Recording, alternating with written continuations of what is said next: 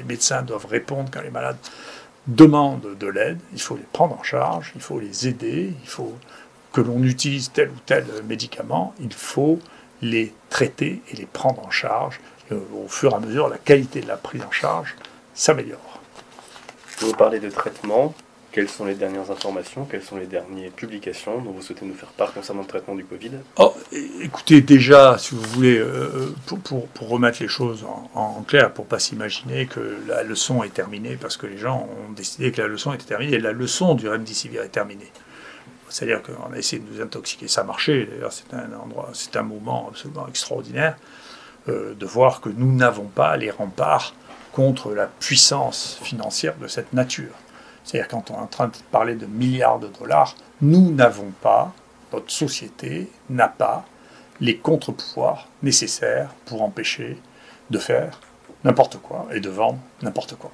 C'est ce qui s'est passé là avec le remdesivir, c'est n'importe quoi. Moi je le sais depuis mars que c'est n'importe quoi. Mais vous ne pouvez pas arrêter ça parce que petit à petit, une grande partie des gens, sans vouloir les offenser, ont été apprivoisés par Gilead. Et donc, il ne faut pas manger avec le diable, même avec une très longue cuillère. Il ne faut pas le faire. Parce que sinon, le diable a quelque chose à vous demander. C'est comme ça. Donc je ne veux pas diaboliser le capitalisme de l'industrie pharmaceutique, mais je sais qu'il ne faut pas manger avec eux. Il faut garder une distance qui est celle d'éviter de confondre les bonnes relations que l'on a avec les conseils que l'on est susceptible de donner. Ou bien alors, il faut clairement abandonner l'idée de servir de conseil ou de rapporter des opinions sur des sujets qui sont directement en contact avec ça. Cette énorme naïveté que l'on a pu voir en Europe en particulier, quelque chose qui est tout à fait spectaculaire. Et je peux vous dire, on est en train de faire une très grosse étude avec Mathieu Millon, parce qu'il y a quand même plus de 150 papiers qui ont été publiés maintenant sur l'hydroxychloroquine, pour classer les résultats en fonction des conflits d'intérêts. Eh bien, la première chose qui biaise de toutes les données, c'est pas la méthodologie, c'est pas randomisé contre pas randomisé. La première chose qui biaise de tout, c'est c'est financé par Gilead ou vous avez des conflits d'intérêts par Gilead, ça marche pas. Vous n'avez pas de conflit d'intérêt avec Gilead, ça n'est pas subventionné par Gilead, et ça marche. Et donc c'est clair, il y a deux mondes différents, et d'ailleurs c'est intéressant parce que, vous voyez, ça c'est c'est pas moi qui l'ai fait, c'est le papier qui vient d'être fait dans le New England Journal of Medicine avec le papier de l'OMS.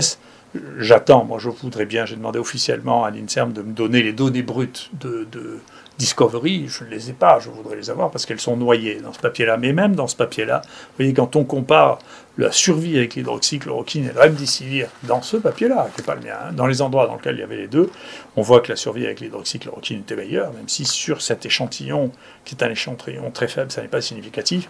Et donc on ne comprend pas pourquoi l'ANSM distribue ce médicament qui coûtait un prix fou et qui est moins bon que celui-là qui coûte rien et qu'on connaissait très bien. Donc ça, il faudra m'expliquer ça, en dehors du fait qu'il y a un phénomène tiers qui explique ça. Moi, scientifiquement, je ne comprends pas. Alors, il ne faut pas me dire que c'est pas moi le scientifique, parce que ceux qui disent ça, moi, je n'ai jamais fait de science, et que donc, ça n'est pas raisonnable.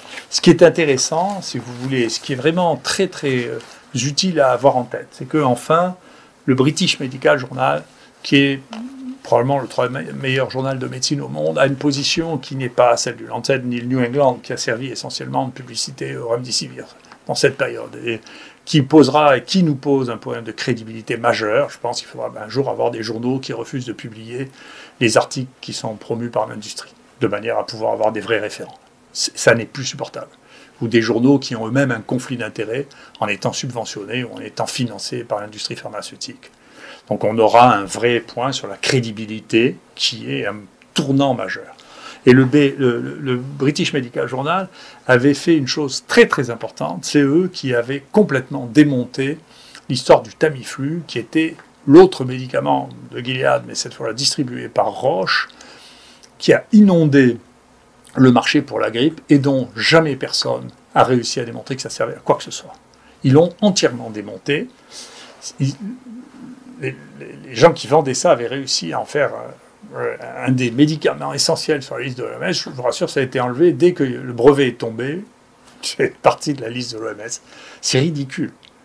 Et donc cette même chose s'est repassée avec le remdesivir. Et donc c'est la leçon perdue du Tamiflu. C'est la rédactrice en chef de BMJ qui écrit ça. Et puis il y a un autre qui écrit, écoutez, la politisation, la corruption et la suppression de science, c'est ce qui a guidé les essais thérapeutiques dans le Covid-19. Donc, faut pas croire, moi je n'ai pas grand-chose d'imparanoïaque, et donc je ne suis pas un complotiste. Au bout d'un moment, si vous voulez, les choses deviennent trop grosses, et elles se répètent, à force de dire qu'on n'est pas complotiste, les mêmes vous roulent dans la farine plusieurs fois pour des milliards. Et les gens qui dirigent ça, c'est pas des bienfaiteurs, c'est des gens qui sont les milliardaires les plus durs. C'est la même chose que le pétrole en son temps ou la vente des armes en son temps. Et donc si nos sociétés ne sont pas capables de mettre les barrières pour ça et les normes pour ça, ça va se reproduire tout le temps. Et c'est peut-être déjà en train de commencer à se reproduire avec les vaccins, puisque pour les vaccins, nous ne savons rien. C'est-à-dire que les communications ne sont que des communications publicitaires des boîtes qui les font. Le Lancet maintient que c'est extraordinaire de publier ça. C'est-à-dire qu'il ne faut surtout pas diffuser les données parce que ça pourrait gêner l'évaluation des vaccins. Donc, les États, les gens doivent décider sur la simple publicité qu'ont fait les gens sur les vaccins. Et sur rien d'autre. Et on nous dit, alors, si vous êtes contre, alors vous êtes contre les vaccins, vous êtes pour les vaccins. Moi, je ne sais rien du tout. Je n'ai rien vu. Personne n'a rien vu du tout. Tout ce qu'on sait, c'est qu'il y a des gens qui disent, écoutez, c'est très bien, mais ne vous inquiétez pas, pour les gens qui disent que c'est très bien, comme pour Gilead en pleine période du remdesivir, l'action monte d'une manière absolument spectaculaire, et donc beaucoup d'argent se gagne pendant ce temps, en faisant simplement de la communication sur un produit que personne n'a vu pour l'instant, ou dont personne n'a vu les résultats écrits dans un article, évalué du mieux qu'on peut, même si on sait qu'il y a des tâtonnements dans l'évaluation. Donc l'histoire se répète, et donc encore une fois, je crois qu'il va nous falloir avoir une véritable réflexion. Depuis le début, il y a une surdramatisation de cette maladie qui terrifie tout le monde, on a l'impression de vivre dans un pays de zombies.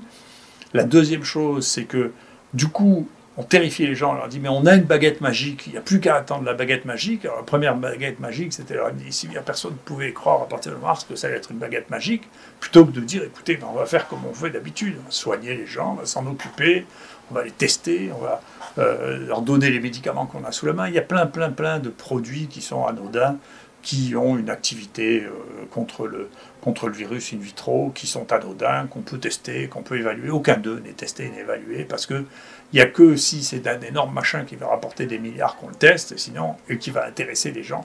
Sinon, on ne teste pas tous les petits produits ou toutes les suggestions qui sont faites. D'une part, et d'autre part, alors maintenant, ça ne marche pas. Donc le gros truc, ça a rapporté quelques milliards quand même, hein, mais ça ne marche pas. Et donc qu'est-ce que c'est que le deuxième truc? On va vous vendre des vaccins, on va vacciner la planète avec des vaccins dont on ne sait pas encore. Personne n'a encore de résultats sur ça, et en plus de ça, avec certaines qui ont des stratégies vaccinales qui n'ont jamais été faites. Et donc, dedans, il est temps de devenir raisonnable. C'est-à-dire les malades, il faut les soigner maintenant, pendant qu'ils sont là, d'accord? Il faut les prendre en charge. Donc, il faut, quand quelqu'un est malade, il faut que son médecin aille le voir. Il faut que, quand ils arrivent aux urgences, il faut qu'on s'en occupe. Il faut qu'on vérifie s'ils n'ont pas besoin d'oxygène. Il faut qu'on vérifie s'ils n'ont pas besoin d'être anticoagulés. Il faut qu'on s'en occupe, d'accord? Donc, il faut faire de la médecine d'abord. Et ensuite, écoutez, s'il se produit un miracle dans un laboratoire de produits pharmaceutiques, tant mieux. Mais on ne peut pas attendre qu'il y ait un miracle en laissant les gens sans s'en occuper en attendant, comme ça peut être fait au début de l'épidémie. Il faut soigner les gens, il faut revenir à la médecine, s'occuper des gens. Quand on s'occupe des gens, vous voyez, comme pour ne pas parler de nous, comme sur le Charles de Gaulle, eh bien, si on ne s'occupe pas des gens, il y a 10 morts. Si on s'occupe des gens, il y a 0 mort. D'accord? Il faut s'occuper des gens. Et tant mieux si on a des bonnes surprises. Pour l'instant, les bonnes surprises, il faut attendre de voir si ça marche vraiment. Je vois que ce qui marche, c'est que ça rapporte de l'argent. Pour le reste, on verra bien. Merci beaucoup.